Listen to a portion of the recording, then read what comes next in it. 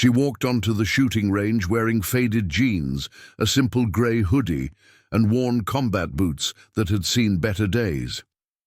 Her weathered canvas range bag hung loosely from one shoulder, looking utterly out of place amidst the sleek tactical gear, custom firearms, and the unmistakable scent of gun oil mingling with testosterone. It was an environment meticulously designed to showcase expertise and masculine prowess, and her quiet presence devoid of the usual signifiers of serious. Shooting credentials seemed to puncture it instantly. The men, already positioned at their stations with their expensive custom rifles and match-grade ammunition, appraised her with cool, dismissive glances that lingered just a fraction too long. Before we jump back in, tell us where you're tuning in from, and if this story touches you, make sure you're subscribed, because tomorrow I've saved something extra special for you. The voice belonged to Maxwell Thorne, a man whose titanium-framed shooting glasses glinted aggressively on his face, perfectly complementing the tactical vest that likely cost more than Ellie's entire collection of range gear. His face, permanently set in an expression of perpetual authority, was a mask of disdain as he eyed her simple attire, judging the lack of branded equipment, the absence of customized firearms, the missing patches of shooting affiliations. His companion, Richard "Brick" Harrison, a man radiating smug self-importance in his perfectly coordinated range outfit, the color of desert combat, chuckled softly, a sound devoid of actual humor. Perhaps she wandered in from the archery range. Lost her way, poor thing. Happens when the standards slip, doesn't it? He adjusted his match-grade scope, ensuring it caught the fluorescent range light. The range safety officer, Curtis, a man whose ambition to join SWAT had been as sharp as his perfectly trimmed tactical beard and military-like bearing, approached Ellie. His smile was rigidly professional, plastered on, but his eyes were sharp, missing nothing, especially not Ellie's lack of fancy equipment, the absence of tactical accessories, or the plainness of her stance. It was a silent, swift calculation, culminating in disapproval. "May I see your range membership, please?" he asked, his tone just a shade too bright, overly formal, his hand outstretched with an air of barely concealed impatience. Ellie Richardson, attending the competition under her married name rather than her more recognized military call sign, Shadow, offered the membership card, her expression calm, her hazel eyes meeting Curtis's without challenge or apology. She was used to being underestimated, sometimes finding a certain strategic advantage in it, though the casual cruelty still stung, a familiar low hum beneath her composure. Curtis's perfectly groomed eyebrow arched slightly as he scanned the document. Lane 7, competition entry, confirmed. His gaze flickered back to her unassuming outfit, lingered on the slightly frayed strap of her worn canvas range bag, a gift from her former squad commander, carried through 3 tours in Afghanistan, then returned to the card as if seeking confirmation of an error.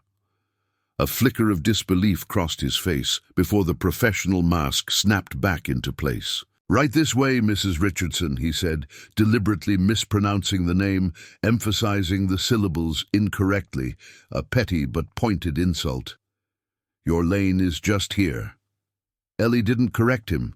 Correcting felt like defensiveness, an acceptance of their premise that she needed to justify her presence. She simply followed Curtis down the concrete walkway, acutely aware of the eyes tracking her progress, the whispers that followed like a wake of invisible debris. "A hoodie on a precision shooting range?" Maxwell hissed to Brick just loud enough to carry. "Utterly inappropriate," Brick smirked. "Perhaps she thinks this is a tourist attraction, shooting gallery at the county fair." They didn't know the woman they were judging. The quiet, unassuming competitor named Ellie Richardson was actually Captain Eleanor "Shadow" Richardson, former Special Operations sniper, with over 200 confirmed enemy eliminations, holder of the 3rd longest confirmed kill in military history, and currently in the final phase of evaluation for the position of head instructor at the prestigious Halcyon Tactical Academy, the nation's premier training facility for military and law enforcement sharpshooters. They had no idea the skill she wielded wasn't displayed in her gear or her attire, but held within the quiet focus of her gaze, the muscle memory honed through thousands of hours of training and the rapid, complex calculations running through her mind as she assessed wind, distance, and light conditions automatically.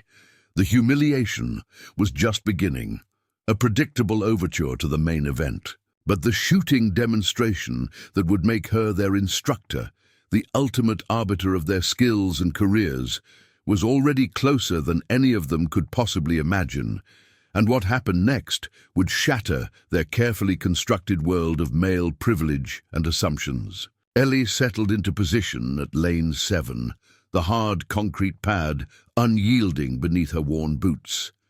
It was a standard lane, offering little privacy or comfort, but the atmosphere felt charged, hostile.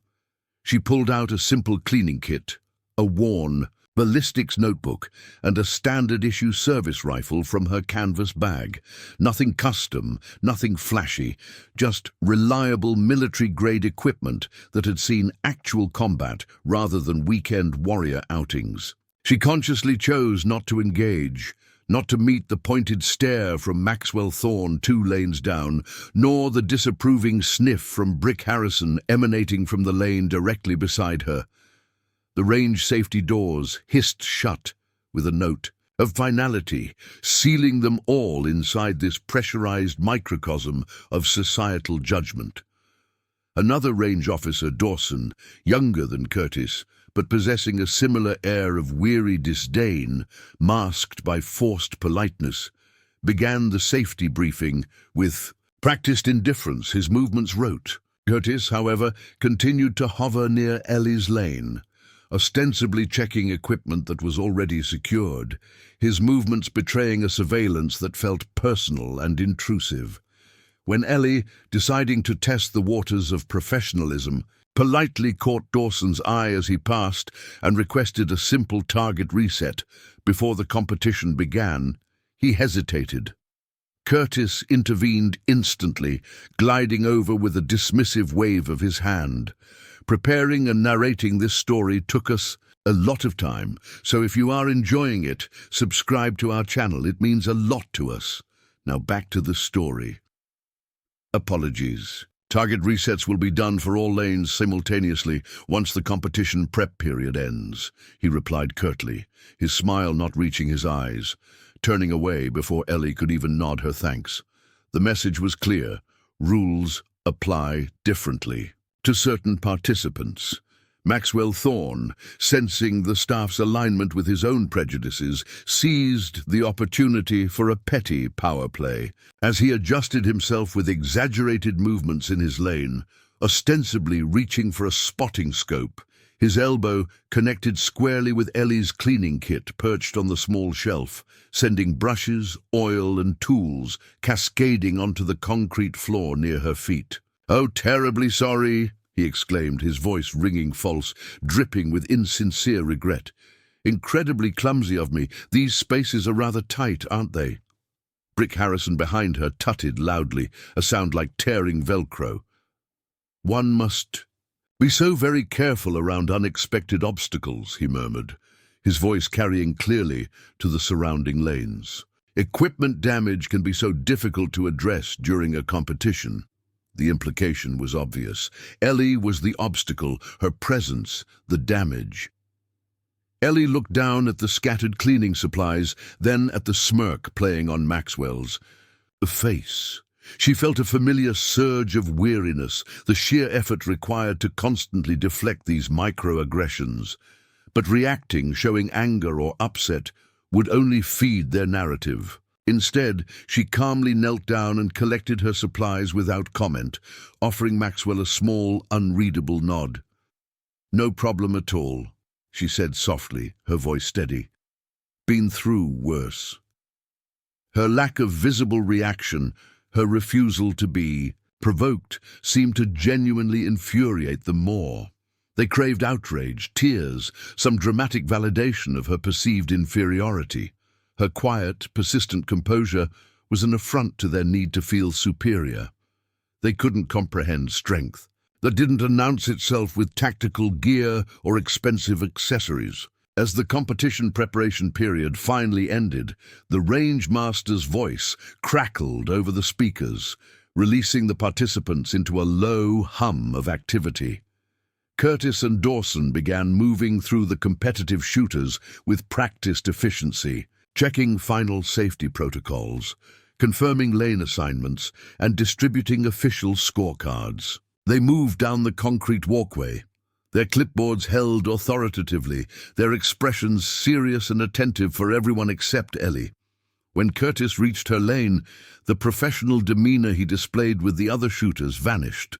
He gave her equipment a cursory glance, his expression flat. "Standard military issue? Interesting choice for a precision competition," he stated boldly, his tone suggesting it was a particularly poor one. "You do understand this is an accuracy event, not just putting holes in paper." Ellie focused on her mental preparation, making final calculations of range conditions, requested a simple clarification of the competition rules regarding time. Between shots, her voice even betraying none of the turmoil simmering beneath her calm exterior. What arrived moments later was a stark contrast to the professional courtesy unfolding around her.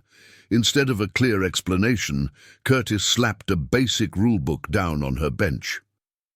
"Page 12, he said dismissively. "All participants are expected to know the rules before arriving." Meanwhile, Maxwell and Brick were being guided through detailed explanations of the course of fire, receiving personalized tips from Dawson and enjoying preferential treatment with equipment positioning. Maxwell made a deliberate show of adjusting his expensive scope. "Perfect clarity," he declared loudly, ensuring Ellie could hear. "German glass makes all the difference.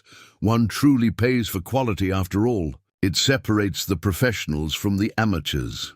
Wouldn't you agree, Brick?" Brick delicately wiped his custom handguard with a microfiber cloth. "Indeed, Max. Standards are so critically important. It prevents dilution of the sport, wouldn't you say?" Their words were like precisely aimed darts, intended to wound through implication and exclusion. Several other nearby competitors chuckled softly, complicit in the mockery. One older man across the range muttered to his companion just audibly, "Guess she got her husband's hand-me-downs and thought she'd give it a try." Ellie checked her rifle methodically, then settled into her stance, returning her full attention to the upcoming course of fire. She pulled up a mental image of the target array, connecting silently with the thousands of similar scenarios she'd faced in combat and training across 3 continents. The audio was muted in her mind, the distractions minimized to small windows. At the corner of her awareness, but the flow of data, wind speed, barometric pressure, sight alignment, breathing rhythm, was intense. Curtis prowled the line with a clipboard, his posture stiff with authority. He strode over to Ellie, his voice unnecessarily loud, drawing attention again. "Ma'am," he began, emphasizing the word with subtle condescension, "we expect competitors to demonstrate proper technique.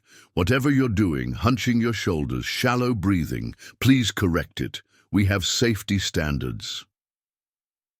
Ellie looked up, meeting his accusatory gaze.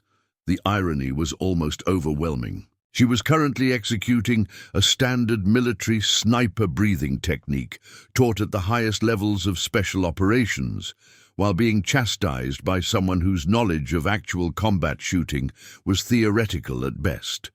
She simply nodded, politely. "Understood," she murmured, making a minor cosmetic adjustment to her stance without breaking her concentration on the essential fundamentals. Her calm acquiescence seemed to only fuel Curtis's suspicion. He lingered for a moment, puffing out his chest slightly before moving on, convinced he'd put the amateur shooter in her place. Dawson observed this exchange from the control booth, a predatory glint in his eye. He saw his opening. the final justification he needed, bolstered by the overt snobbery of Maxwell and Brick and Curtis's clear irritation. This was his chance to definitively establish his authority on the range. He smoothed his tactical vest, took a deep breath, and marched back towards Lane 7, deliberately positioning Curtis beside him as he arrived, presenting a united front of range authority. "Mrs. Richardson," Dawson began again, his voice sharp, pitched to carry through the entire range, effectively silencing the low murmur of conversation and drawing all eyes towards Ellie once more. "We have checked again with the competition committee regarding your qualification scores. It seems there is indeed a significant confirmed issue." The lie was bold, audacious. Ellie slowly looked up from her rifle, her eyes holding Dawson's gaze, searching for any flicker of doubt, finding only hardened resolve. "Issue," she repeated softly, the single word questioning the entire premise. Dawson puffed up, sensing the confrontation nearing its climax, confident in his position. "Yes, unfortunately, these errors do occur. This specific competition is reserved for shooters with certified qualifications. You appear to be missing the necessary prerequisites." He gestured vaguely towards the exit. "Please gather your belongings without delay." Maxwell smirked broadly, leaning forward slightly in anticipation. Brick leaned back, crossing his arms, a spectator ready for the main event. This was it, the public removal, the ultimate confirmation of Ellie's unworthiness, orchestrated by the range staff themselves, the final victory of superficial judgment over quiet presence. But Ellie Richardson didn't move. Her fingers made one final, deliberate adjustment to her shooting gloves before responding.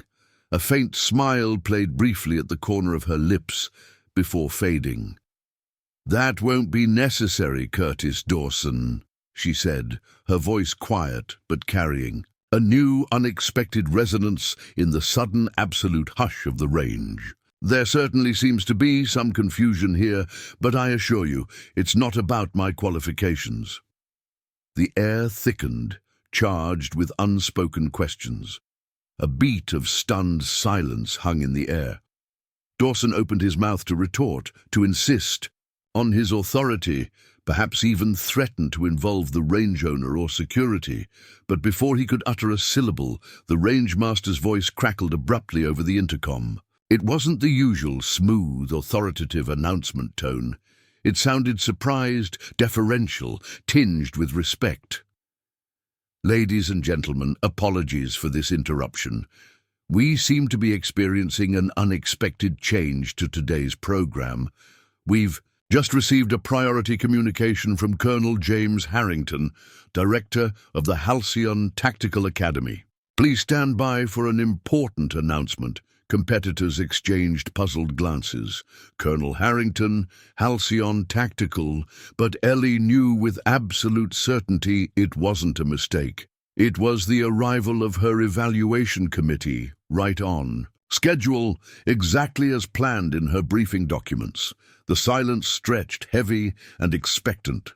Dawson stared at Ellie, a flicker of doubt finally penetrating his armor of self-assurance. Before he could formulate a response, the range doors swung open with deliberate force, revealing three figures in crisp military attire, their bearing unmistakably that of career special operations personnel.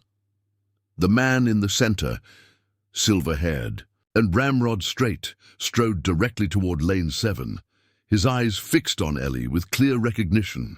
The two flanking him, a woman and a man in their 40s, with the lean, vigilant look of active operators, surveyed the room with professional detachment, missing nothing. Curtis and Dawson froze, staring at the approaching group as if they were alien visitors. The entire range had gone deathly silent. Maxwell Thorne and Brick Harrison exchanged uneasy, questioning glances, their earlier confidence visibly eroding. The silver-haired man stopped directly in front of Ellie's lane, standing at a relaxed parade rest. His voice, when it came, filled the range without effort, the practiced command tone of someone accustomed to being obeyed instantly. Captain Eleanor Shadow Richardson, he said formally, using her full rank and call sign. Forgive the intrusion. I'm Colonel Harrington, director of the Halcyon Tactical Academy. I believe we're scheduled for your final evaluation today.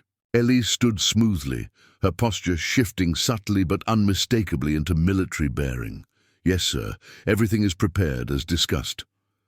Curtis staggered back a step, bumping into the shooting bench, looking physically faint. Maxwell Thorne's perfectly composed face seemed to crumple inward, the expensive shooting glasses suddenly looking like ridiculous affectations. Brick Harrison sank lower in his shooting position, attempting to make himself invisible, his face ashen, the smugness completely evaporated, replaced by raw uncertainty. Colonel Harrington turned slightly, allowing his gaze to sweep deliberately over the stunned, silent range. There have been some significant operational changes to today's competition, he announced, his voice carrying effortlessly, cutting through the tension. For those unaware, the Halcyon Tactical Academy is the premier training facility for military and law enforcement precision shooting in this country. We're currently in the final selection phase for our new head instructor, a position that will shape the next generation of elite marksmen for special operations, FBI hostage rescue, and similar units. A collective intake of breath, sharp and audible, went through the range. Phones were now being discreetly pocketed, eyes wide with realization. The shabby-looking woman in the hoodie, the amateur who didn't belong, the obstacle, was now revealed as potentially one of the most elite shooters in the military, and implicitly the arbiter of the futures of anyone hoping to advance in tactical shooting circles. Curtis swayed on his feet, gripping the back of an empty chair for support, his knuckles white. I didn't know, he stammered, his voice cracking with tension. Please, Captain Richardson, it was a misunderstanding. Ellie held up a hand gently, cutting off the desperate, inevitable plea. Your actions, Curtis, and the actions of others, in this range, her eyes flickered meaningfully towards Dawson, and then lingered for a moment on Maxwell and Brick, were not based on misunderstanding. They were based on assumptions, on judgments about appearance, about perceived status. That is not the standard that Halcyon upholds, and it would not be the standard I would operate under as an instructor. She turned back to Colonel Harrington, who was watching the exchange with keen interest. Sir, with your permission, I'd like to proceed with the evaluation as planned. Harrington nodded briskly. Of course, Captain. The course of fire has been prepared to your specifications. He gestured to the rangemaster, who immediately began pressing buttons in the control booth.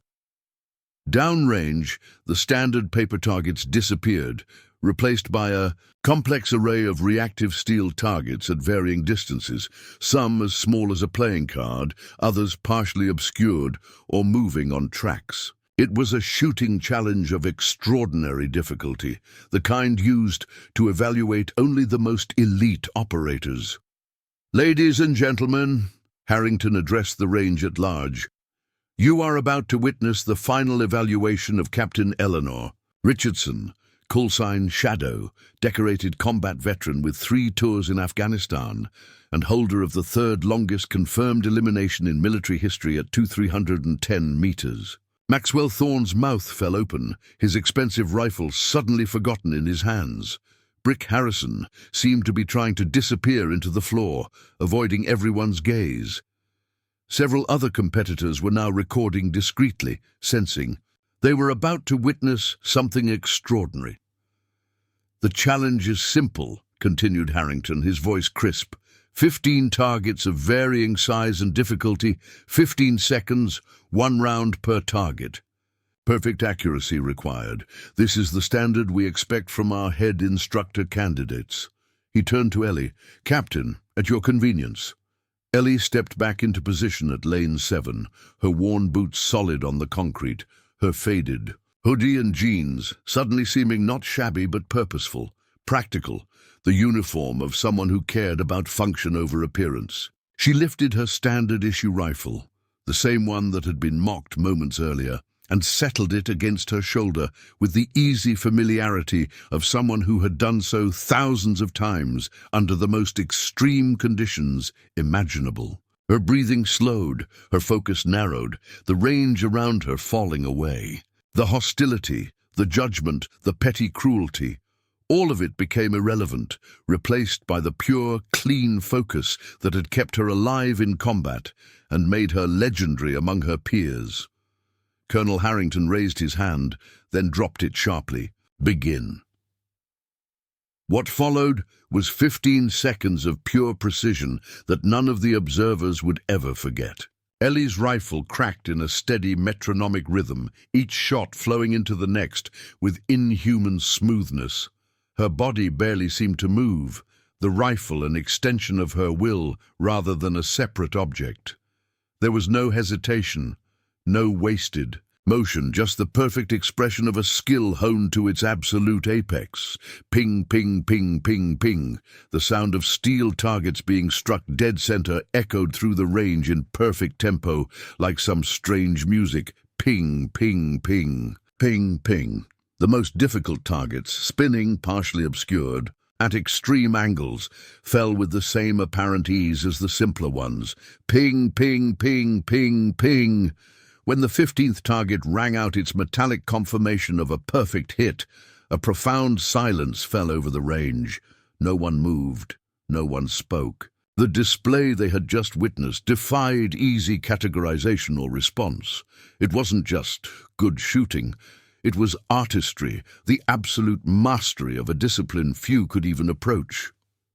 Colonel Harrington broke the silence, his voice carrying a note of genuine admiration. 15 for 15, Captain.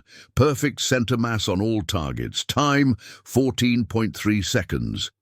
He turned to his colleagues, who nodded in confirmation, their expressions impressed despite their extensive experience. Ellie lowered her rifle slowly, her movements deliberate and controlled, betraying none of the elation or vindication she might have felt. She simply began her safety procedures, clearing the weapon with the same methodical care she had always shown. Curtis and Dawson stood rooted to the spot, their faces masks of shock and dawning horror. The realization of how they had treated one of the military's most decorated snipers, someone whose skills were literally legendary, someone who might have been their future boss at the most prestigious shooting academy in the country, was slowly sinking in. The remainder of the evaluation unfolded in an atmosphere thick with tension and stunned silence. Curtis and Dawson moved through the range like automatons, performing only essential duties, their faces pale masks of terror, avoiding eye contact with Ellie and indeed with most of the other competitors. Their earlier confidence and condescension had evaporated, replaced by a palpable dread. Maxwell Thorne and Brick Harrison remained frozen in their lanes, silent and visibly shaken, the picture of deflated arrogance. They exchanged no words. Their earlier camaraderie dissolved in the face of their mutual public humiliation and the implied threat to their future in competitive shooting circles. Other competitors whispered quietly amongst themselves, occasionally stealing furtive glances at Ellie, who had completed the rest of her evaluation exercises with the same quiet, devastating efficiency. The news of her identity, clearly disseminated rapidly via texts and whispered conversations, was now the dominant topic of hushed discussion. Phones glowed as competitors searched for information about the unassuming woman they had so casually dismissed. Captain Shadow Richardson, Distinguished Service in Afghanistan, 3 Purple Hearts, Presidential Unit Citation, credited with saving an entire platoon during the Korangal Valley operation. Some competitors, likely those who had chuckled along with Maxwell or smirked at Curtis's actions, now looked deeply uncomfortable, perhaps contemplating their own behavior. As the evaluation concluded, Colonel Harrington approached Ellie again, this time with a smile that transformed his stern features. "Exemplary as always, Captain," he said, loud enough for nearby competitors to hear. I think we've seen everything we needed to see today." He glanced around the range, his expression hardening slightly as he took in Curtis and Dawson hovering anxiously nearby. "And perhaps more than we expected." Ellie nodded, maintaining her professional demeanor. "Thank you, sir. I appreciate the opportunity." As they walked toward the exit, Harrington lowered his voice. "That wasn't just a shooting evaluation, was it, Richardson? You were evaluating them, too." A small, almost imperceptible smile flickered across Ellie's face. "Every instructor needs to understand the culture they're walking into, sir. Today was illuminating." Harrington's laugh was short but genuine, always 3 steps ahead. "That's why you're the best choice for this position." As they reached the door, Curtis finally found his courage, stepping forward with a desperate, placating smile. "Captain Richardson, Colonel Harrington, please allow me to apologize for any misunderstanding earlier. If there's anything I can do—" Harrington cut him off with a glacial stare. "The Halcyon Academy will be conducting a thorough review of this facility's practices and personnel before considering it for our regional qualification events. We expect our affiliated ranges to maintain the highest standards of professionalism and respect for all shooters, regardless of their appearance or equipment." The implication was clear. Curtis's job, the range's reputation, and its lucrative military contracts were now hanging by a thread. As Ellie walked out into the bright afternoon sunlight, her worn canvas bag still slung over her shoulder, she paused for a moment, looking back at the range building. The place where she had been judged, dismissed, and nearly ejected, only to demonstrate a level of skill that had rendered everyone speechless. She hadn't sought revenge, only resolution and the successful completion of her evaluation under realistic conditions. Her calm execution of an extraordinarily difficult shooting challenge under circumstances of extreme personal discomfort and public humiliation wasn't an act. It was simply who she was. The skill wasn't in the dramatic reveal. It had been present, all along, residing in her training, her experience, and the quiet, unshakable strength she held within. True worth, she knew, never needed to shout or adorn itself with expensive accessories and branded gear. It simply was, waiting for substance to inevitably overcome superficiality. The journey to reform shooting culture would be long, but it had begun decisively today, driven by the simple truth that everyone deserves respect until proven otherwise, regardless of gender or appearance. Because sometimes the person they tell to try knitting instead might just be the best shot they've ever seen. And sometimes 15 perfect shots in 15 seconds is all the answer needed. The story of Captain Eleanor "Shadow" Richardson's triumphant demonstration at the shooting range spread like wildfire through military and law enforcement circles. By nightfall, grainy cell phone videos of her perfect 15-target run had been shared thousands of times in private forums and messaging groups. The footage, captioned with variations of "they told her to try knitting," became an instant rallying point for women in tactical professions facing similar discrimination. But Ellie herself was oblivious to her viral fame. The evening after the range incident found her sitting quietly in her modest apartment, surrounded by well-worn military manuals and training documents, meticulously preparing for her first day as head instructor at Halcyon Tactical Academy. Colonel Harrington had offered her the position on the spot, impressed not just by her shooting, but by her composure under pressure and psychological resilience in the face of blatant discrimination. Her phone buzzed repeatedly with notifications which she largely ignored. Her focus wasn't on validation or vindication. It was on excellence, on preparation, on the responsibility she was about to undertake. The lives of future operators would depend on the quality of her instruction. That mattered infinitely more than any personal triumph over small-minded range officers or condescending competitors. A knock at her door finally broke her concentration. She moved with silent efficiency to answer it, her situational awareness never truly switched off after years in combat zones. Through the peephole, she saw her former squad commander and mentor, retired Master Sergeant Gabriela Vega, holding a bottle of whiskey and wearing a grin that spelled trouble. "You going to let me in, Shadow, or do I need to pick this civilian lock?" Vega called through the door. Ellie opened the door with a rare, genuine smile. "Master Sergeant, wasn't expecting you."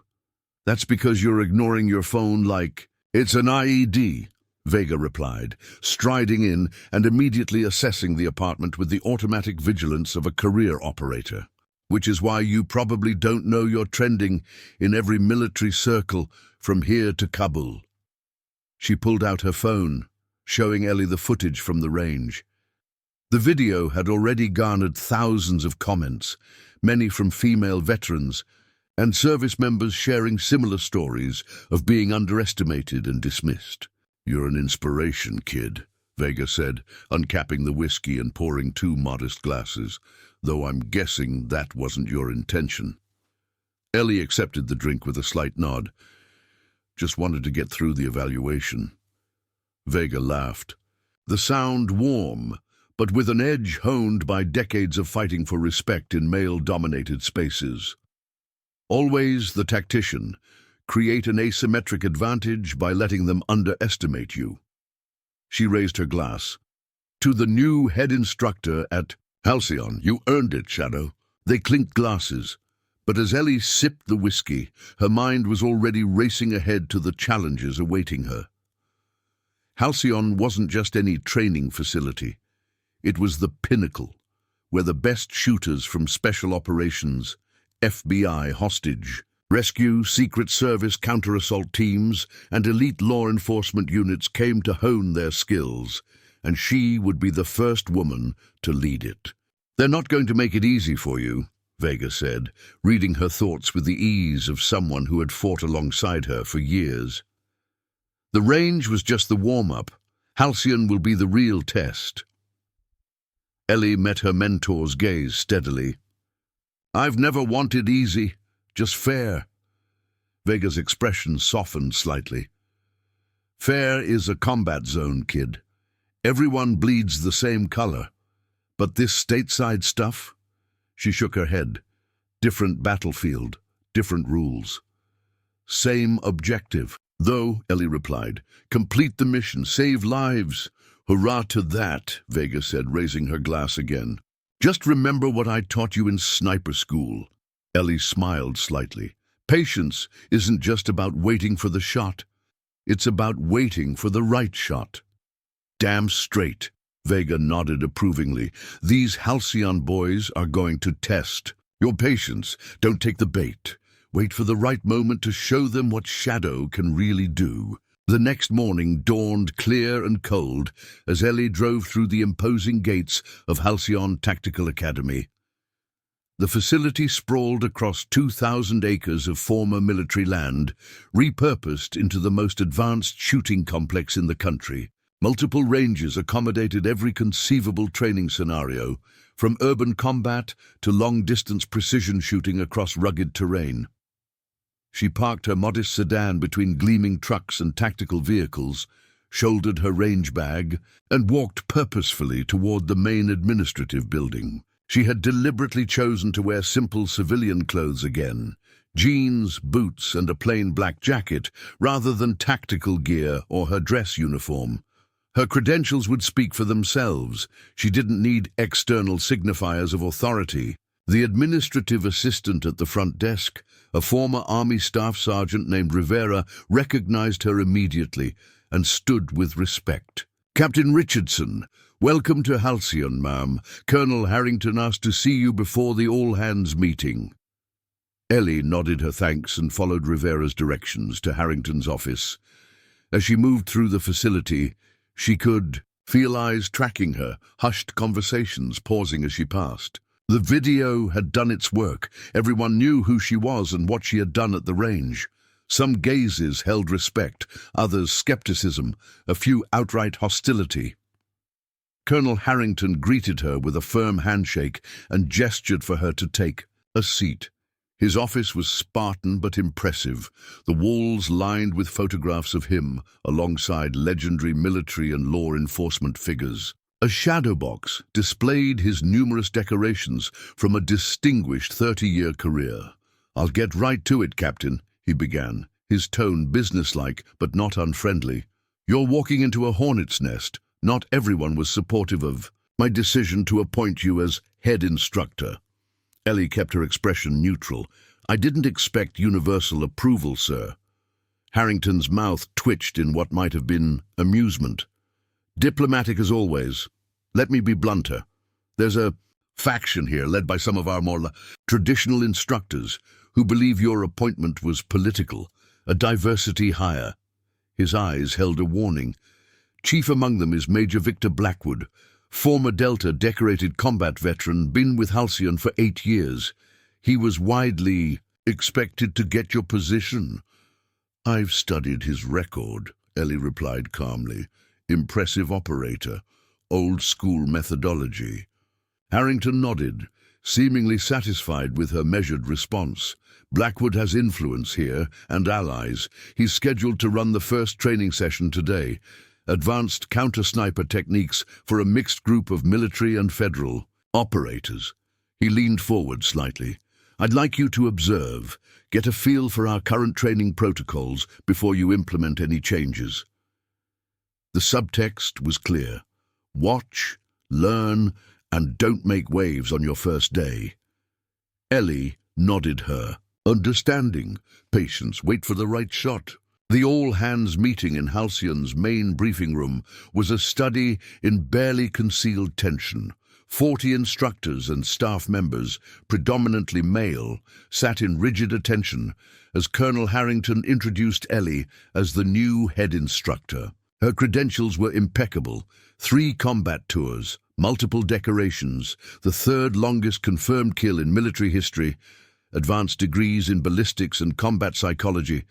But the undercurrent of resistance was palpable. Major Victor Blackwood sat in the front row, his posture military perfect, his expression carved from stone. He was in his early 40s, with salt and pepper hair cropped close to his scalp, and the hard, weathered look of someone who had spent years in the world's most dangerous places. His eyes, cold and calculating, tracked Ellie as she was called up to address the room. She kept her remarks brief and humble, acknowledging the expertise gathered in the room and expressing her commitment to maintaining Halcyon's reputation for excellence. No grand proclamations, no sweeping promises of change, just quiet confidence and respect for the institution.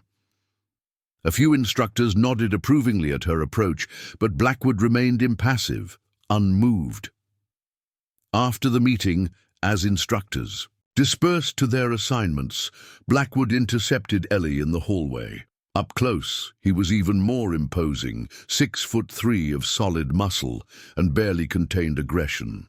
"Captain Richardson," he said, his voice a low rumble, "quite the entrance you've made. That range video is something else."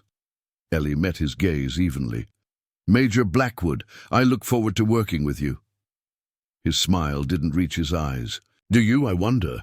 I've been training shooters here longer than you've been in the service. Built this program from scratch with Colonel Harrington. And now—" He gestured vaguely at her. "Change arrives." "Evolution is part of improvement," Ellie replied calmly. "Is that what we're calling it?" Blackwood's voice remained controlled, but the undercurrent of resentment was unmistakable. "I'm running a counter-sniper session at Range Complex C in 20 minutes. Since you're observing, I should warn you, it gets intense. These aren't weekend warriors we're training. They're Tier 1 operators and federal agents, the best of the best." The challenge in his tone was clear. Ellie simply nodded. "I'll be there." As Blackwood strode away, another instructor approached. A compact, wiry woman in her late 30s, with short-cropped hair and intelligent eyes. "Well, you survived your first Blackwood encounter relatively unscathed," she said, extending her. "And Major Diana Way, urban combat specialist, former Marine Scout sniper." Ellie shook her hand, recognizing a potential ally. "Captain Richardson. Good to meet you, Major." Way fell into step beside her as they headed toward the range complex. "Word of advice about Blackwood: he's an excellent shooter and a good tactical instructor, but he's old guard to the core. Believes women have no place in combat roles, much less instructing elite operators." "Not an uncommon view," Ellie noted. Way's laugh was short and sharp. "No, but most have learned to keep it to themselves these days. Blackwood is more overt." She glanced sideways at Ellie. "That video from yesterday, though, that shut up a lot of people. 15 for 15 in under 15 seconds. That's the kind of statement even dinosaurs like Blackwood can't completely ignore." They arrived at Range Complex C, an elaborate facility designed to simulate urban sniper scenarios. Multiple buildings of varying heights surrounded a central area with movable barriers, vehicles, and reactive targets. A group of 24 shooters, a mix of special operations personnel and federal agents, were already assembled, checking equipment and talking in low voices. Blackwood stood at the center, radiating authority, with 2 assistant instructors flanking him. As Ellie and Way approached, he was explaining the day's training scenario. "Urban counter-sniper operations present unique challenges," he was saying, his voice carrying effortlessly across the range. "Limited visibility, multiple potential hide positions, civilian presence, complex ballistic environments with ricochet potential." He gestured to the urban mock-up behind him. "Today's scenario: hostile sniper has taken position somewhere in this complex. Multiple civilians present. Your mission is to locate, identify, and neutralize the threat without civilian casualties." He pointed to a tall building at the far end of the complex. "We have a trained opposition force sniper positioned somewhere in that structure. You'll work in 2-person teams, spotter and shooter. This is a live-fire exercise with simunition rounds. If the opposition force tags you, you're dead.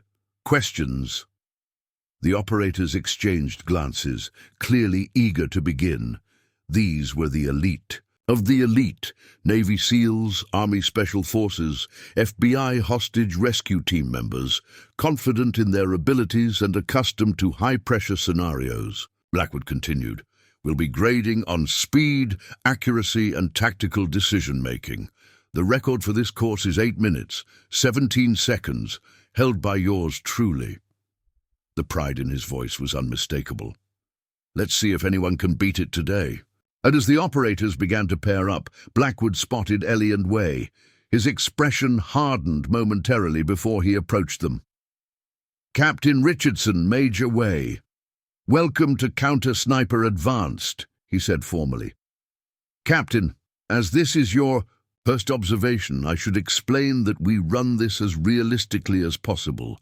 The opposition force sniper is one of our best instructors, Staff Sergeant Martinez. He's taken out some of our most experienced operators." Ellie nodded, looking forward to seeing the team's work. Blackwood's smile was thin.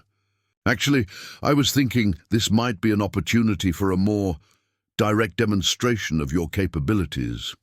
He gestured to the assembled operators, who were now watching the exchange with interest. "These men and women respect action more than titles. Perhaps you'd like to run the course yourself? Show them what earned you the head instructor position." The challenge was blatant, a public test on her first day with no preparation, on Blackwood's home turf. Way tensed beside her, clearly recognizing the trap. "Captain, you're here to observe, not perform," Way said pointedly, glaring at Blackwood. Major Blackwood knows that. But Ellie was already calculating angles, distances, likely hide positions in the urban complex. She had run hundreds of similar scenarios in real combat situations where the stakes weren't pride, but life and death. This was familiar ground. "I'd be happy to participate," she said calmly, surprising both Way and Blackwood, "though I'll need a spotter." Blackwood recovered quickly, his expression shifting to something approaching satisfaction. "I'm sure one of our operators would be willing—" "I'll spot for her," Way interrupted, stepping forward. "If the captain is running your gauntlet, Blackwood, she deserves a spotter who isn't part of your game." The assembled operators were now openly watching, the drama unfolding before them more engaging than their preparation. Blackwood seemed to realize he had an audience and modulated his approach accordingly.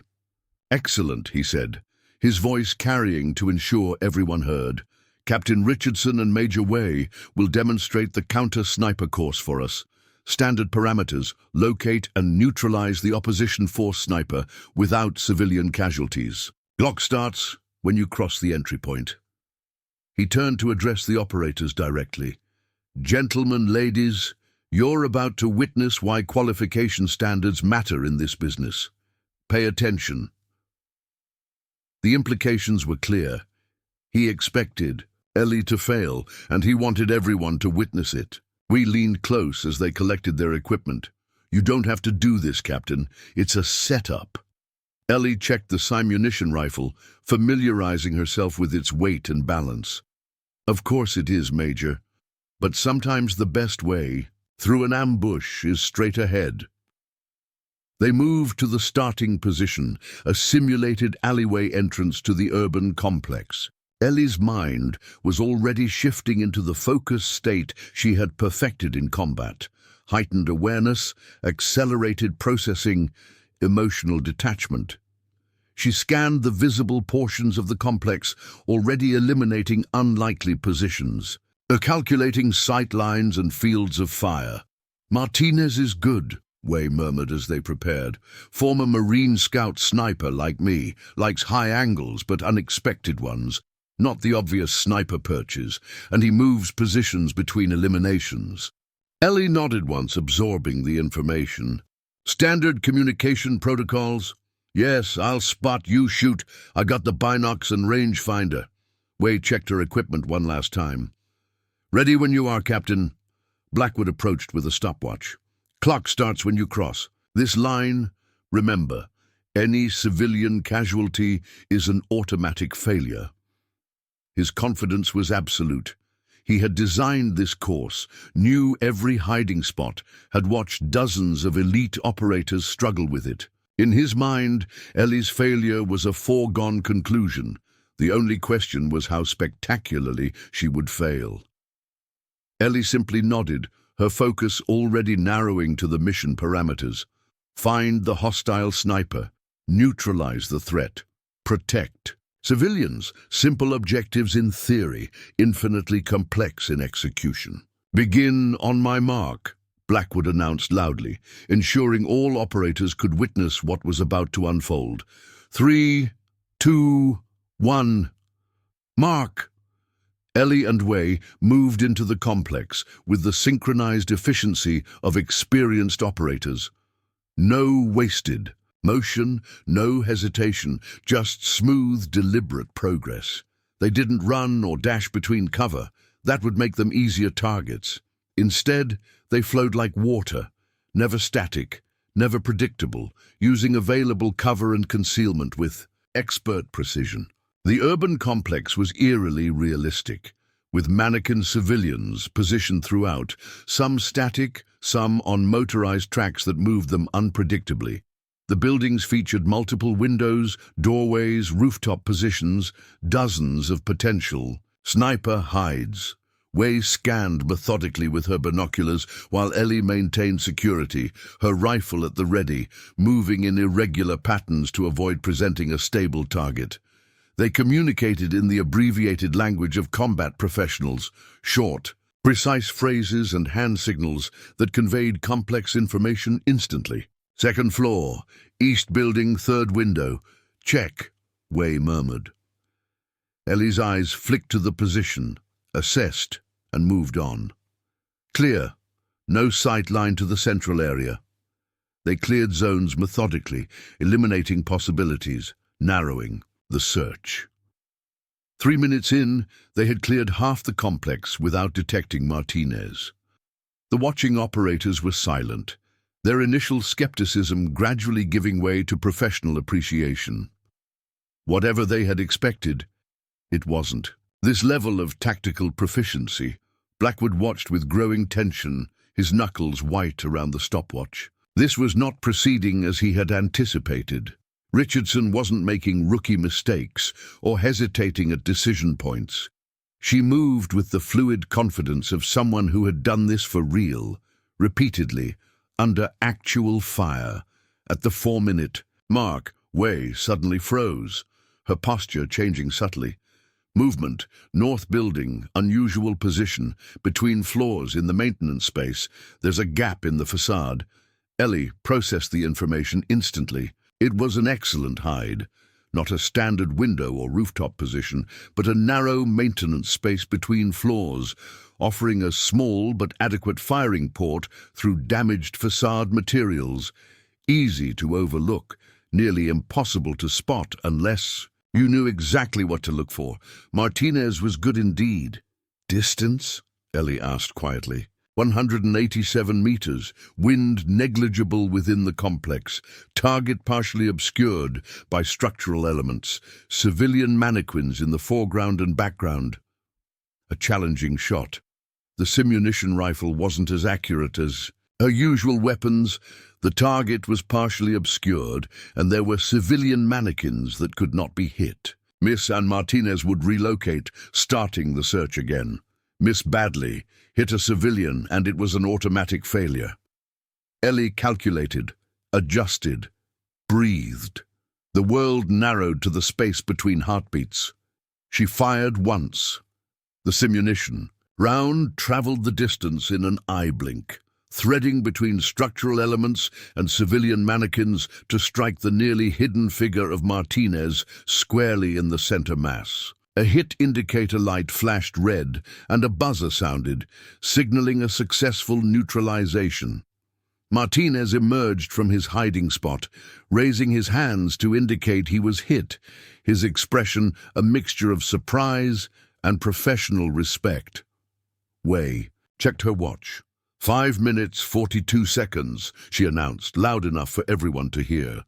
The operators broke into spontaneous applause, not the polite, obligatory kind, but the genuine appreciation of professionals witnessing exceptional skill.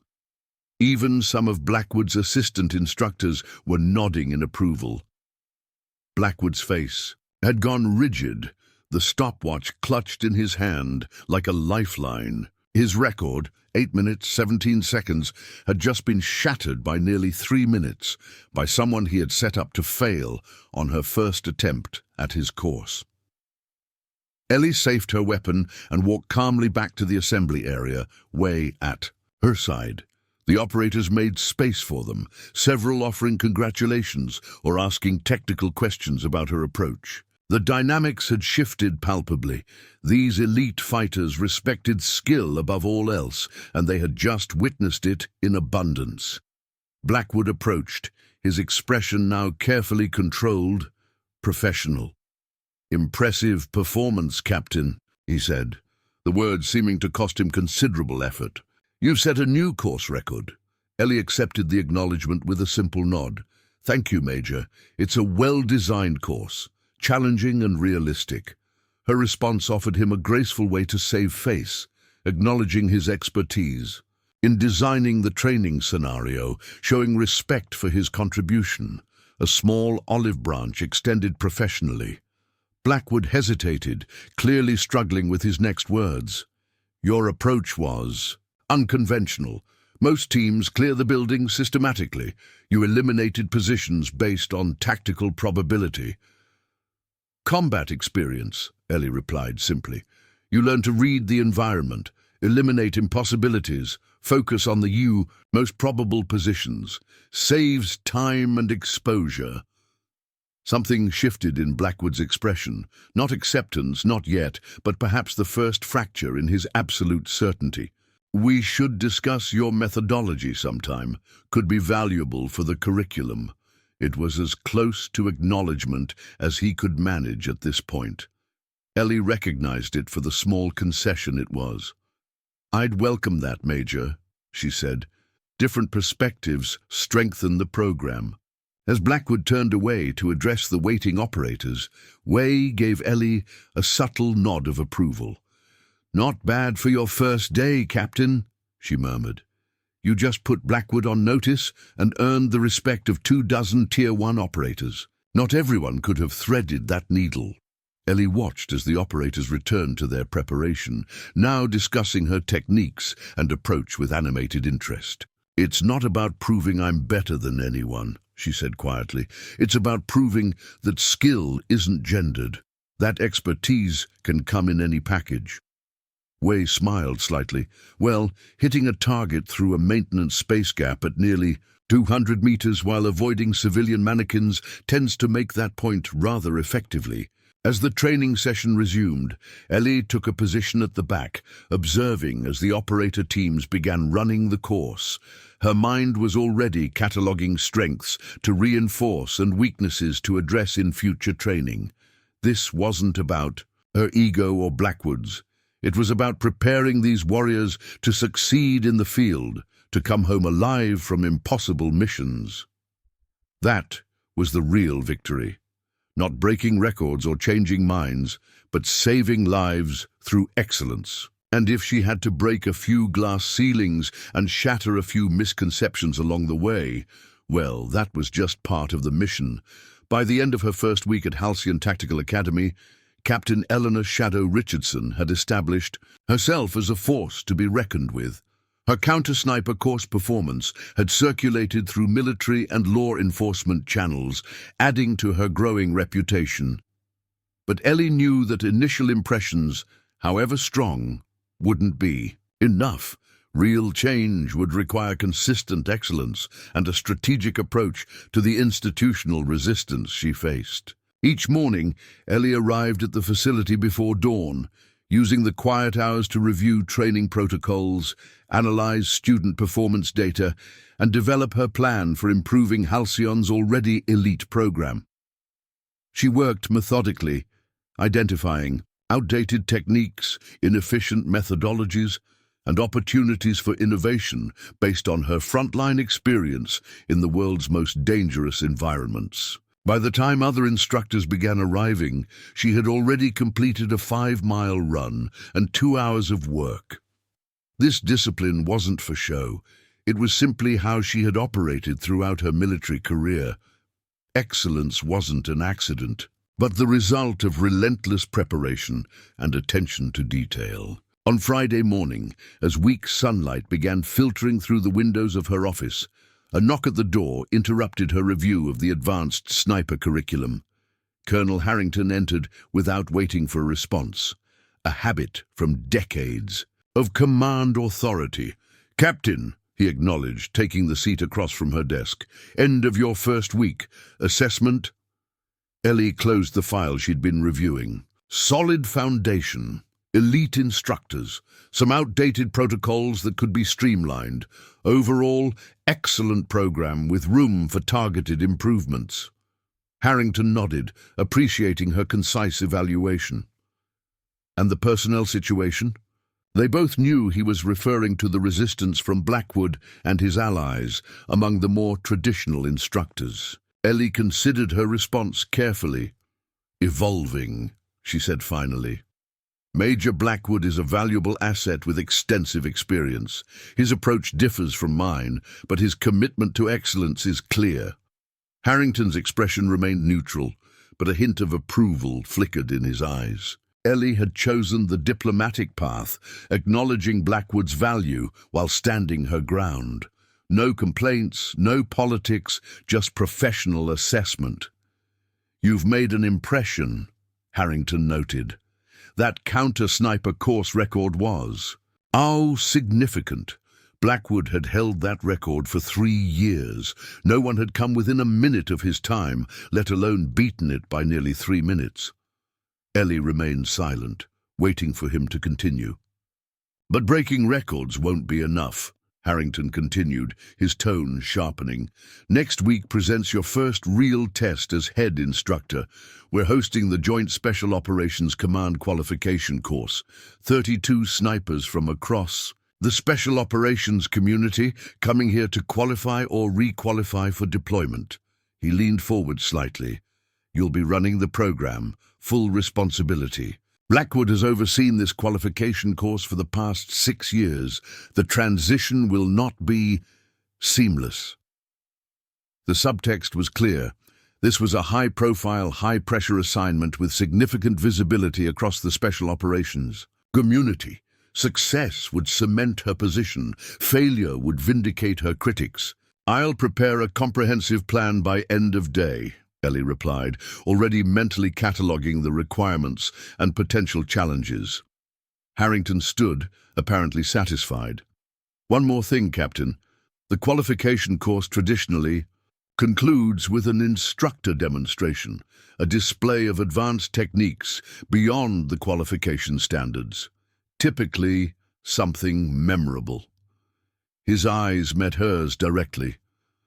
Blackwood's demonstration last year involved hitting 5 targets at 1,000 meters in variable wind conditions. It was impressive. The challenge was implicit. Whatever Ellie planned would need to surpass this benchmark, not just technically but psychologically. It needed to remove any lingering doubts about her capabilities and her right to lead Halcyon. "Understood, sir," she said simply. After Harrington left, Ellie sat motionless for several minutes, processing the implications. The JSOC qualification course wasn't just any training event. It was the gold standard for military snipers, the gateway to deployment with the most elite units in the world. The participants would be the best of the best, and they would arrive. With preconceptions about her appointment as head instructor, her phone buzzed with a text from Major Way. "Heard about JSOC qual course. Blackwood's team in full damage control. Need backup?" Ellie smiled slightly. Way had quickly become not just an ally, but a friend. Her straightforward approach and tactical expertise proving invaluable during this first challenging week. "Planning session. My office. 1300, she texted back. The rest of the morning passed. In a blur of preparation, Ellie pulled the records from previous qualification courses, analyzed success rates, failure points, and instructor assessments. She identified patterns and potential improvements, always mindful that any changes would be scrutinized for signs of lowering standards to accommodate a female instructor. At precisely 1300, Way arrived with 2 other instructors. Master Sergeant Thomas Rivera, the former Army Ranger who specialized in urban sniping, and Captain James Chen, a soft-spoken but deadly effective former Marine Scout sniper. Both operations were classified, but everyone in the room knew them. High-risk missions where snipers had faced extraordinary challenges that traditional training hadn't fully prepared them for. By referencing these specific operations, Ellie established that her changes were rooted in battlefield realities, not theoretical preferences. The after-action findings indicated gaps in our preparation for complex urban environments and multi-domain threats, she continued. These modifications address those specific gaps while maintaining the core standards that have proven effective. Blackwood had no immediate response. Challenging her on the details of those operations would mean questioning the operational experiences of the very operators he was trying to align with. He nodded stiffly and stepped back.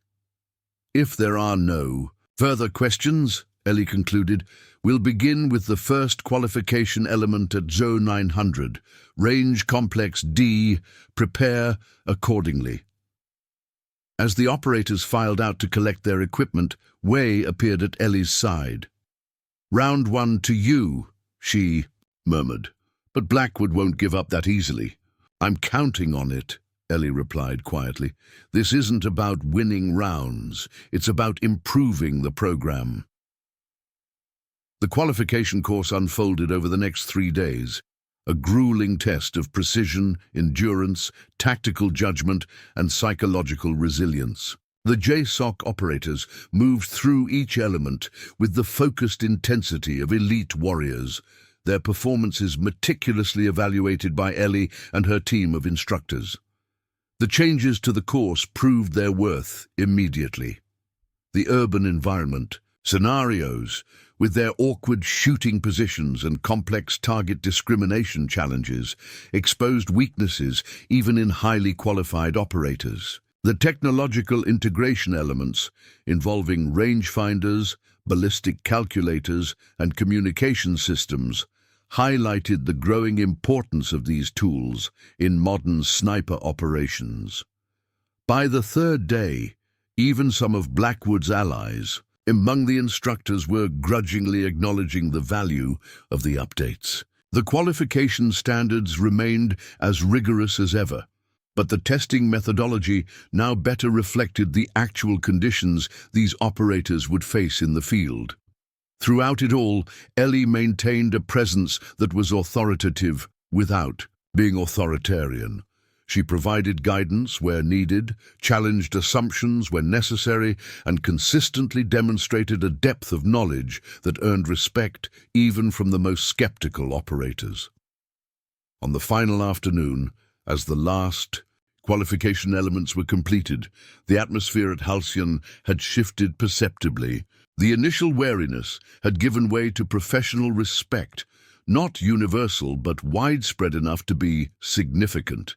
The JSOC operators, pragmatic by nature, recognized quality training when they experienced it. As tradition dictated, the qualification course would conclude with an instructor demonstration, a chance for Halcyon's leadership to display advanced techniques beyond the qualification standards. The operators gathered at the showcase range, joined by Halcyon's full instructor cadre and several visiting dignitaries from JSOC headquarters. Blackwood positioned himself prominently among a group of his allied instructors, his expression unreadable, but his posture tense. The demonstration was Ellie's opportunity to establish her technical credibility beyond any doubt, or to fail publicly and vindicate his opposition. The range had been specially configured for the demonstration, with a complex array of targets at varying distances, some static, others moving, all challenging even for expert marksmen. At the center stood a unique shooting platform, not the stable prone position typical for precision demonstrations, but an unstable, elevated structure that would require extraordinary balance and control. As the assembled audience settled, Colonel Harrington stepped forward to introduce the demonstration. Ladies and gentlemen, the JSOC qualification tradition includes a demonstration of advanced techniques by our head instructor.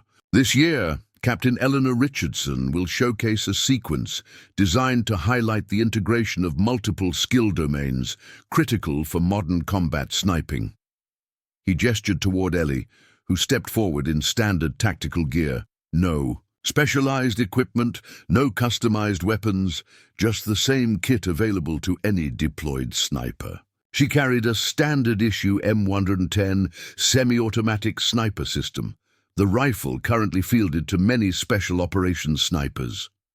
The scenario, Harrington continued, simulates a complex extraction under fire. The sniper must provide covering, fire from an unstable position, while identifying and neutralizing threats across multiple domains with different weapon systems. This reflects the reality that modern snipers often operate with limited support in complex threat environments.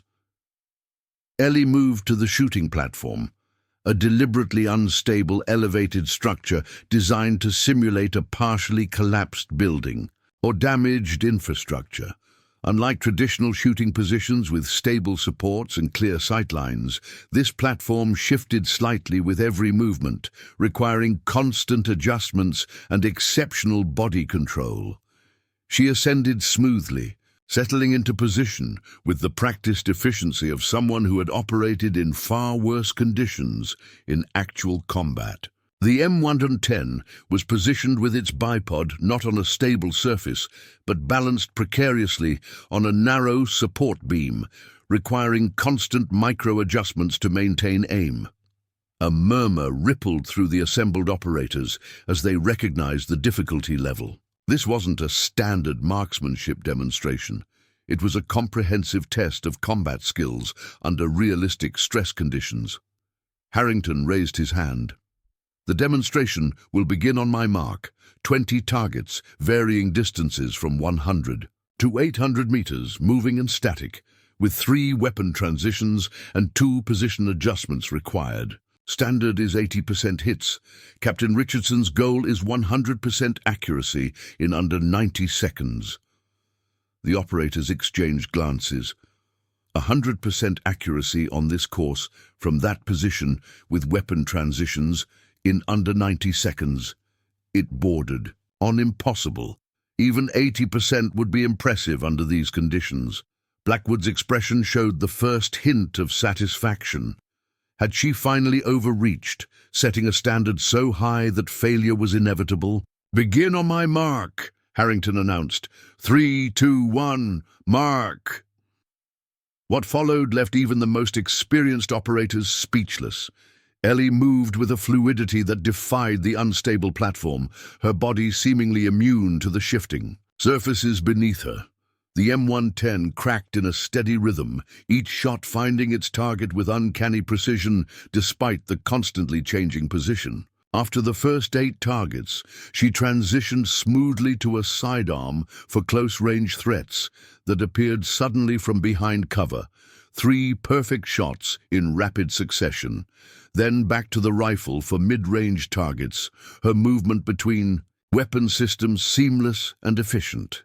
When the platform deliberately dropped 6 inches to simulate structural failure, a surprise element even Ellie hadn't been warned about, she adjusted instantly, never breaking her shooting rhythm or missing a target. Her body compensated automatically, her muscle memory and spatial awareness allowing her to adapt without conscious thought.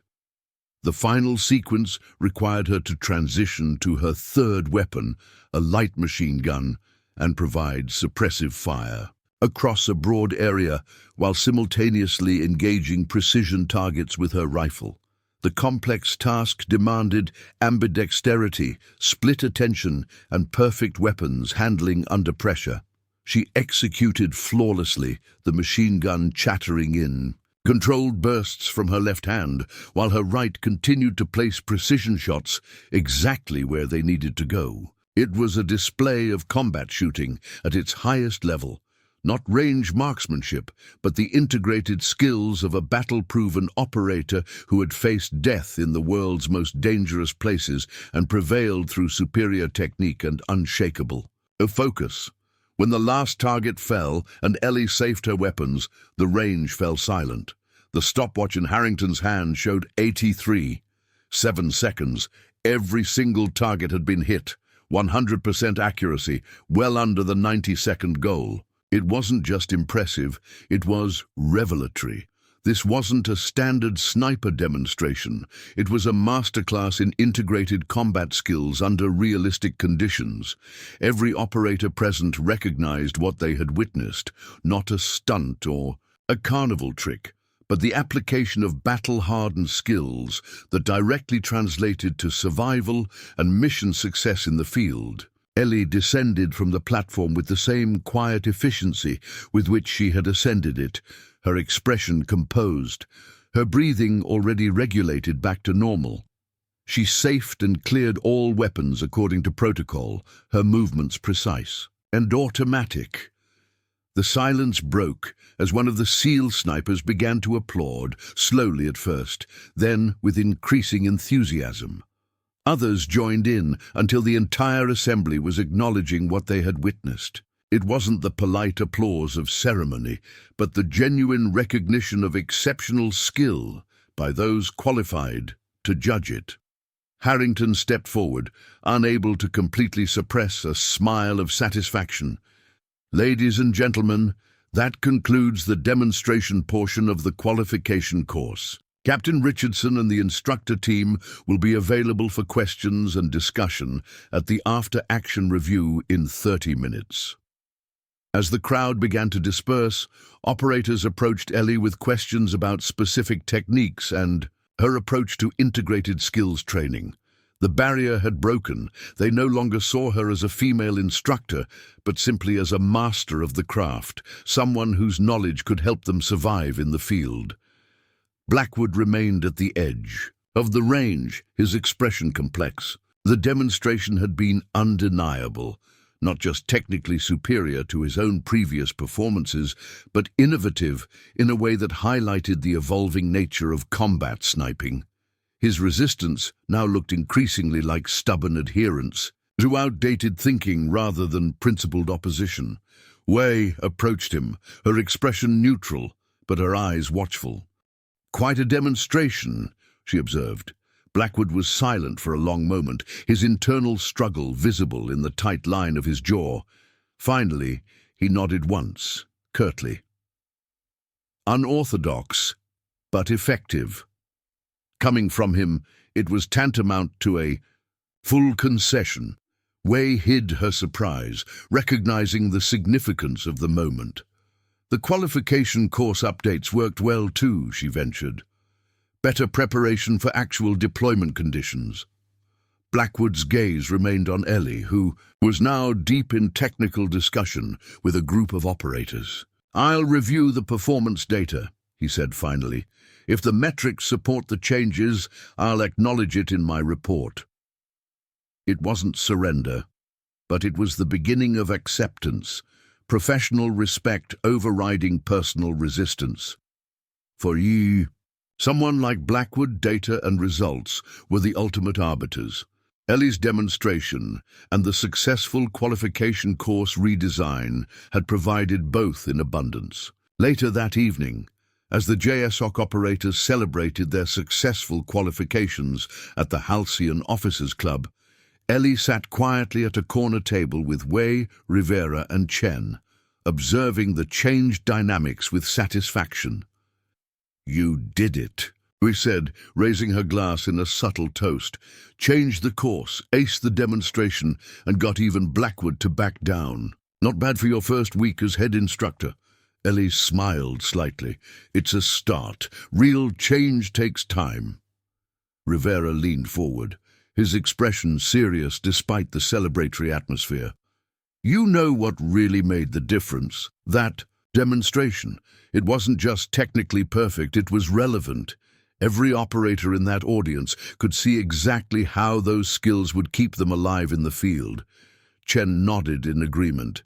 "That's why they respect you now. Not because you can shoot, they all can shoot, but because you showed them something that will make them better, keep them safer. That's leadership." Across the room, a group of JSOC operators was engaged in animated conversation with Blackwood and several of his allied instructors. The body language had changed, less defensive, more collaborative. The rigid lines of resistance were beginning to blur. "Look at that," Wei murmured, nodding toward the group. "Blackwood's actually listening, that's new." Ellie observed the interaction thoughtfully. "He's a good instructor with valuable experience. His methods needed updating, not replacing. If he's willing to adapt, Halcyon will be stronger for having his expertise." Chen raised an eyebrow. "That's remarkably generous, considering how he's treated you." "This isn't about personal vindication," Ellie replied. "It's about building the best possible training program for operators who risk their lives in the field. My ego is irrelevant compared to that mission." Her perspective silenced them momentarily, a reminder of why she had risen to this position despite the obstacles. Her focus had never wavered from the core purpose: preparing warriors to succeed in impossible conditions and return home safely. As the evening progressed, several JSOC operators approached their table, eager to discuss specific aspects of the qualification course or Ellie's demonstration techniques. The conversations were technical, professional, and entirely focused on operational relevance, exactly as they would be with any respected instructor. When Major Victor Blackwood finally approached their table, the background conversations dimmed slightly, the moment recognized as significant. He stood at military attention, his posture formal but no longer hostile. "Captain Richardson," he began, his voice controlled and professional. "Your demonstration today was instructive. I've been reviewing the qualification data from the updated course elements. The results are compelling. It was as close to an admission of error as someone like Blackwood could manage." Ellie recognized the olive branch for what it was. "Thank you, Major," she replied. "Your experience with previous qualification courses provided essential context for the updates. The improvements build on the strong foundation you established." She was offering him shared credit, acknowledging his contributions while maintaining her authority, a path toward collaborative respect rather than continued confrontation. The approach recognized his professional pride while creating space for evolution. Blackwood seemed to consider her words carefully before responding. "Perhaps we could review the data together tomorrow. I have some additional insights from previous courses that might be relevant for future refinements." It was a small but significant step from opposition to cautious collaboration. "I'd welcome that, Major," Ellie said. 0900 in my office." He nodded once, sharply, and departed with military precision. As he walked away, Way exhaled slowly. "Well, I'll be damned. Blackwood offering to collaborate. Never thought I'd see it." "People can surprise you," Ellie replied, "when you give them space to evolve without losing face." Rivera chuckled softly. "Is that what you did? Because from where I was standing, you basically demolished his entire worldview with that demonstration." "I showed him a better way forward," Ellie corrected gently. "Not to replace his expertise, but to enhance it with new perspectives. The goal was never to defeat Blackwood. It was to improve Halcyon." As the evening wound down, Colonel Harrington made his way to their table, his expression satisfied but measured. "Captain," he acknowledged Ellie with a nod, "impressive work these past few days. The JSOC leadership is extremely pleased with the updated qualification course. Several operators have already requested additional training slots for their teams." "Thank you, sir," Ellie replied. "The team made it possible." She gestured to Wei, Rivera, and Chen, acknowledging their contributions. Harrington surveyed them thoughtfully. "This is what Halcyon needs. Innovation rooted in combat experience. Not tradition for tradition's sake." He fixed his gaze on Ellie. "You've earned your position, Captain. Not just technically, but as a leader capable of driving necessary change while bringing people along." After Harrington departed, Chen raised his glass.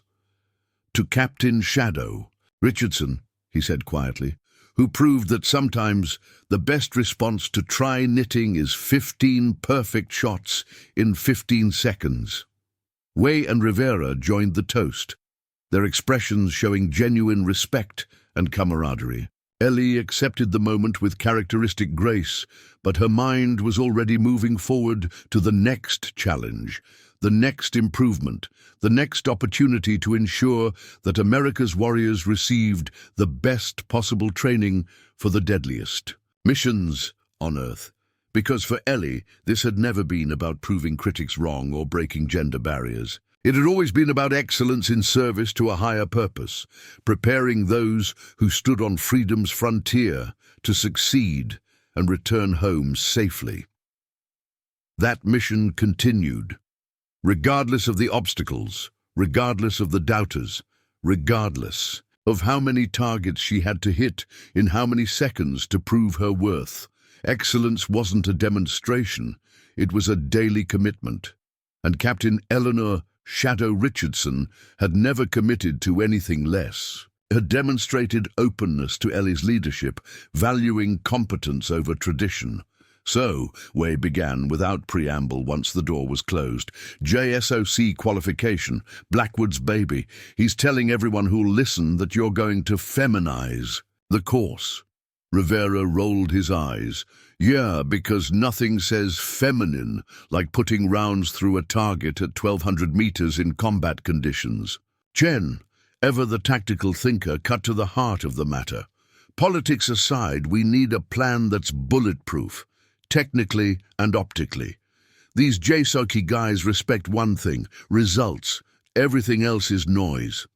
Ellie nodded, appreciating their straightforward approach. That's why I asked you three here. I want to redesign the qualification course. Not easier, not harder, but better. More relevant to current operational environments. And I need your expertise. For the next 3 hours, they dissected the existing qualification course, identifying outdated elements and opportunities for improvement. Rivera contributed insights from recent urban operations in Syria, Chen added lessons from maritime operations, and Wei brought her expertise in counter-sniper tactics. Gradually, a new qualification course took shape, one that maintained the rigorous standards of the original while incorporating the realities of modern combat environments. More emphasis on improvised positions, less on traditional prone shooting, greater focus on rapid target discrimination in complex environments, integration of technological elements that modern snipers would actually encounter in the field. By late afternoon, they had outlined a comprehensive plan that would challenge the JSOC snipers in realistic, relevant ways, while showcasing Halcyon's cutting-edge approach under its new leadership. What about the final demonstration? Chen asked as they reviewed the completed plan. Blackwood's 5-target sequence last year was impressive, but predictable. Standard distance challenge. Wei leaned forward, her expression animated. You need something different, something that showcases your unique strengths. Rivera nodded in agreement. These guys can all shoot distance, that's expected. You need to show them something unexpected. Ellie considered their advice, turning possibilities over in her mind. The demonstration needed to be technically impressive, but also meaningful. Not just a stunt, but a genuine display of combat-relevant skills that these elite operators would recognize and respect. I have an idea, she said finally, but I'll need your help to set it up. And the weekend passed in a blur of preparation.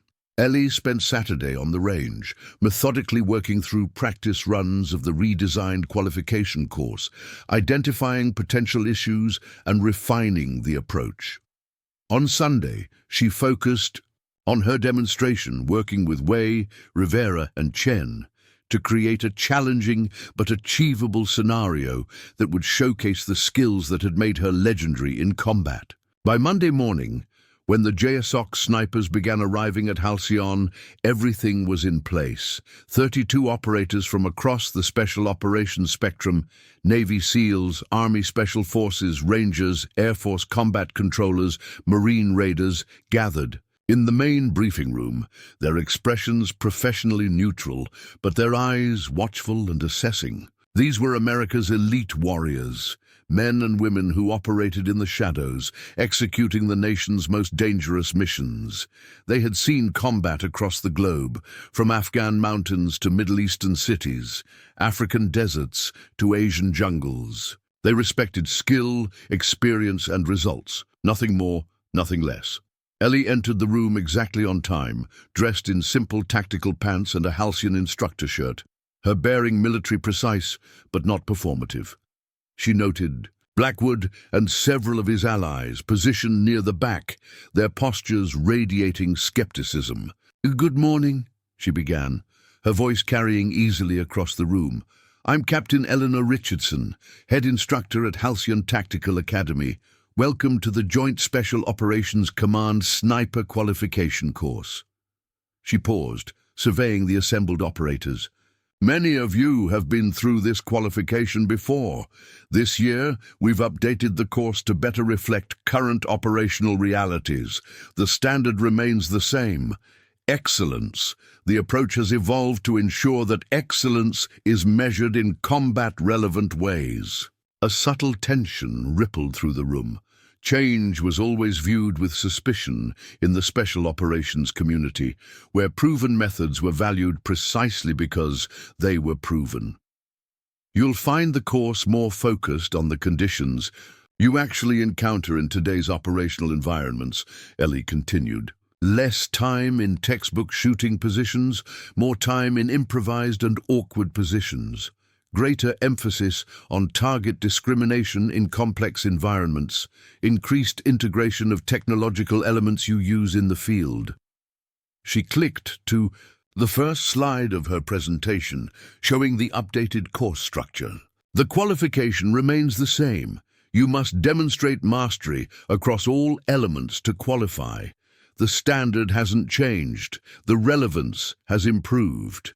For the next 30 minutes, Ellie walked them through the updated qualification course, answering questions with precise, technically sound responses that demonstrated both her expertise and her frontline experience. Gradually, the initial skepticism began to shift as the operators recognized the combat relevance of the changes. One final note, she concluded. This qualification isn't about checking boxes. It's about preparing you for the realities of combat. Sniper operations in the environments where you actually deploy. My job isn't to qualify you. It's to ensure you come home from your missions. That's the standard that matters. The room fell silent, her words landing with the weight of shared experience. Every person in that room understood the ultimate measure of training effectiveness wasn't scores or qualification rates. It was survival and mission success in the world's most dangerous places. From the back of the room, Blackwood spoke up, his voice carefully neutral, but with an undercurrent of challenge. Captain Richardson, these operators are used to a certain qualification structure. Change always carries risk. What's your justification for modifying a proven system? It was a calculated question, designed to undermine her authority by suggesting she was changing things simply to put her stamp on the program. Ellie recognized the trap and sidestepped it smoothly. Excellent question, Major, she acknowledged. The modifications are based on after-action reports from the last 18 months of special operations deployments, particularly the Arroyo mission and Operation Blackstone Ridge. 6 months after Captain Eleanor Shadow Richardson took over as head instructor at Halcyon Tactical Academy, the transformation was undeniable. What had begun as a controversial appointment, met with skepticism and outright hostility, had evolved into one of the most successful leadership transitions in the Academy's history. The morning found Ellie where it always did, on the Academy's sprawling grounds before dawn, completing her daily 5-mile run regardless of weather conditions. This discipline wasn't for show, or because anyone was watching. It was the foundation of her approach to life and leadership. Excellence was a habit, not an event. As she completed her final lap, the first hints of sunrise illuminating the distant shooting ranges, she noticed she wasn't alone. Major Victor Blackwood was waiting at the finish point, 2 steaming travel mugs in hand. Their relationship had evolved significantly from those tense early days. Not quite friendship, but a hard-earned professional respect that had deepened with each shared challenge. "Morning, Captain," he greeted her, extending one of the mugs. "Thought you might need this before the Pentagon briefing." Ellie accepted the coffee with a nod of thanks, her breathing already returning to normal, despite the punishing pace she maintained. "Thanks, Victor. Files ready?" Blackwood fell into step beside her as they walked toward the administrative building. All prepared. Performance metrics, qualification rates, deployment success statistics. The data speaks for itself. His tone held a note of pride that would have been unimaginable 6 months earlier. The briefing they were preparing for represented the culmination of their collaborative work, a presentation to Joint Chiefs representatives about Halcyon's revolutionary new training protocols. "And the video packages?" Ellie asked, taking a sip of the coffee, black, no sugar, exactly as she preferred it. another small indicator of how well they had come to work together. Major Wei finalized them last night, before and after deployment. Footage, operator testimonials, the comparative analysis with previous protocols, all loaded on the secure server for transmission. They entered the main building, already humming with the early activity of an elite training facility. Staff nodded respectfully as they passed, not just to Blackwood, whose tenure gave him natural authority, but equally to Ellie, whose leadership had earned their genuine respect. The transformation hadn't happened overnight. After that pivotal JSOC qualification course, Ellie had methodically built bridges with even her most skeptical critics. She never demanded acceptance or pulled rank. Instead, she consistently demonstrated both technical excellence and thoughtful leadership, creating space for instructors like Blackwood to evolve without losing face. The results spoke volumes. Under her leadership, Halcyon's already impressive qualification rates had improved by 12%, but more importantly, the real-world effectiveness of their graduates had shown measurable improvement. Special operations. Teams with Halcyon-trained snipers reported higher mission success rates and, most critically, lower casualty figures. In her modest office, she had declined the larger space traditionally assigned to the head instructor, preferring functionality over status. Ellie and Blackwood reviewed the presentation materials one final time. The Pentagon briefing represented not just a report on Halcyon's progress, but an opportunity to secure expanded funding for their innovative training approaches. "You should lead with the Kaziri Mountain operation," Blackwood suggested, pointing to a classified mission file.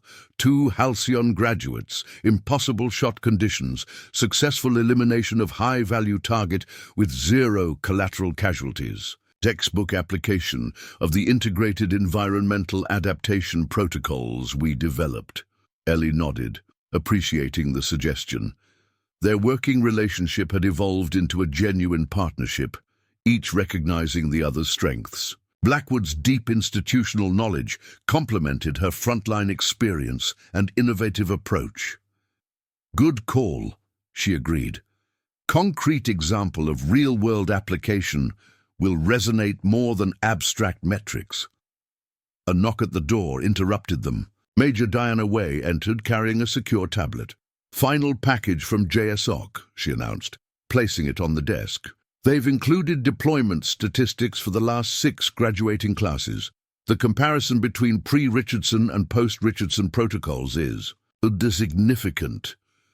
Wei had become Ellie's most trusted colleague, her forthright manner and tactical brilliance making her invaluable during the transformation of Halcyon's training approach. She pulled up the relevant data on the main display screen. "Look at this," she highlighted a particularly striking chart. "Successful first-round hit rates in complex environmental conditions, up 37% across all deployment theaters, and this average time to target acquisition in urban settings down by 42%. The operators aren't just qualifying better, they're performing better when it actually matters." Blackwood studied the data with professional appreciation. The integrated approach is making the difference. Technical marksmanship combined with environmental adaptation and psychological resilience training. It's a more complete preparation for actual combat conditions. What went unsaid, but understood by all 3, was that this integrated approach had been Ellie's signature contribution.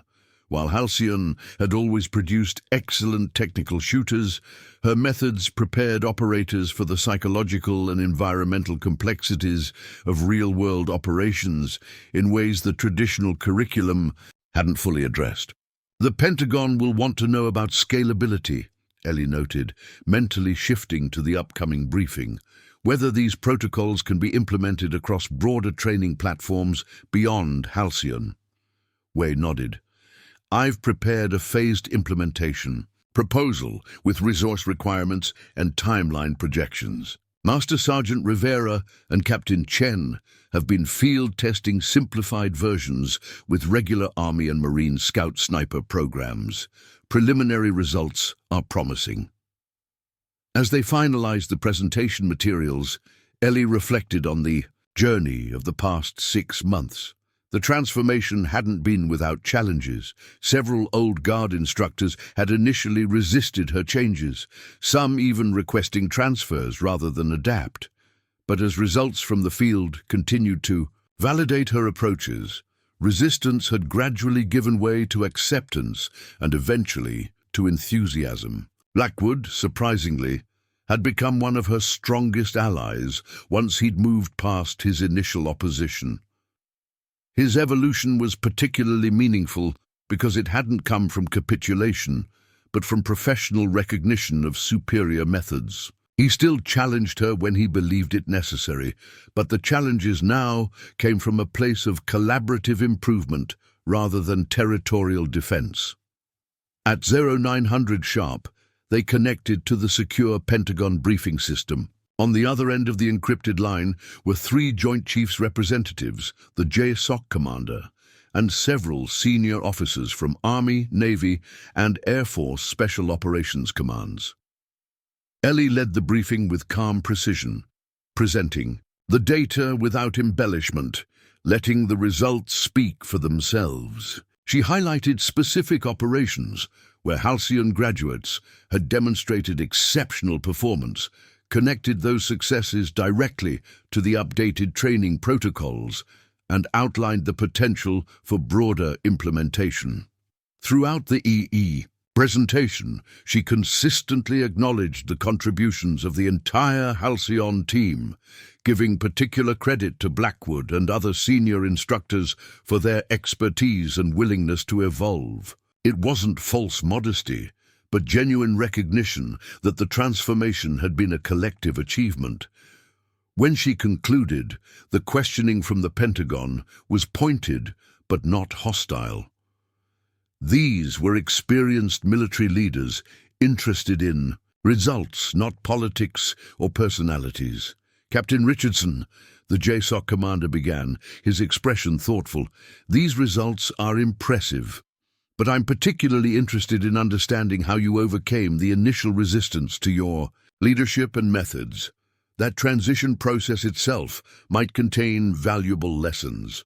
It was a perceptive question, going beyond metrics to the human dynamics of institutional change. Ellie considered her response carefully. Sir, I approached it as I would any tactical challenge, assess the environment, identify objectives, develop appropriate strategies, she began. The key was recognizing that resistance wasn't personal but institutional. Change is threatening, especially in organizations built on proven protocols. She glanced briefly at Blackwood, who nodded slightly in encouragement. I focused on demonstrating, rather than declaring, on evolution rather than revolution. Each change was introduced with clear connection to operational realities our graduates face in the field. We tested, measured, adjusted, and validated before full implementation. The JSOC commander nodded, clearly appreciating the methodical approach. But most importantly, Ellie continued, I recognize the value of the existing expertise at Halcyon. Major Blackwood and other senior instructors have decades of invaluable experience. The goal was never to replace that knowledge, but to enhance it with new perspectives and methodologies drawn from current operational environments. Blackwood spoke up, his deep voice carrying authority even through the secure video link. If I may add, sir, Captain Richardson's approach succeeded because it was never about her. It was always about improving outcomes for operators in the field. That mission focus created common ground even when we disagreed on methods. The Joint Chiefs representative, a 4-star general with decades of special operations experience, leaned forward slightly. Captain Richardson, the data is compelling, but I'm curious, what's your assessment of the limitations of these new protocols? Where do they still need refinement?